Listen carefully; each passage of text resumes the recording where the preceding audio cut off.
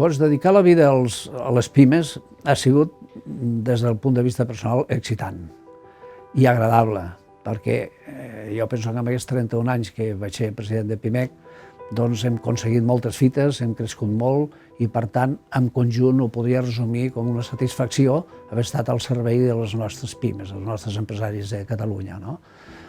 A nivell personal, potser m'ha restat una certa capacitat de relació amb la família, els dono les gràcies i espero que m'ho sàpiguen entendre, que m'he dedicat molt a la patronal i molt a les meves empreses, però bueno, les coses quan es fan a gust doncs són una satisfacció per llargues que siguin i per tant ha sigut excitant i agradable. Home, sempre tens moments d'una certa debilitat, però jo crec que si em caracteritzo amb alguna cosa és amb la perseverança, amb la constància de les coses. I home, ha sigut, com deia, una fase excitant de treball, de satisfaccions, i per tant, encara que hi hagi hagut algun moment més difícil que d'altres, al final sempre em va pesar el continuar representant els empresaris, el continuar defensant-los, aconseguir que t'acompanyin tots els empresaris que ens han acompanyat amb la tasca de Pimec, jo diria que és demostrar que la gent pugui confiar en tu, que puguis explicar les coses com són, que et vegin un referent, no que et vegin un mal referent. I aquesta casa, jo crec que amb això podríem escriure un guió d'or. Per què? Perquè tenim al voltant de 600 o passat 600 empresaris que estan treballant altruísticament per la casa i, per tant, això és un orgull.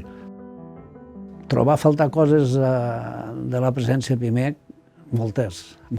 És que, torno a dir, en tants anys tens moltes satisfaccions, tens la fidelització del personal, que tenim un personal magnífic i que fa les coses extraordinàries. És a dir, és una barreja de sentiments, no? Per una banda, la decisió que he pres, l'he pres molt conscientment i, a més, la vaig prendre abans d'acabar el mandat i, per tant, estava convençut que ho havia de fer, no? Però, home, després de 30 anys de presidència, de cop no pots oblidar les coses, no els oblidaré mai. No oblidaré el personal, no oblidaré les persones que m'han acompanyat. I, per tant, això és una cosa que m'acompanyarà sempre. Bueno, home, jo crec que estic satisfet del que hem fet.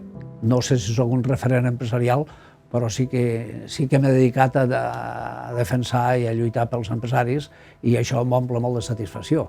I també el fet que hem fet la transició dintre de l'entitat d'una manera modèlica, d'una manera correcta, i crec que aquesta casa té un gran futur i jo espero poder-lo veure, aquest futur.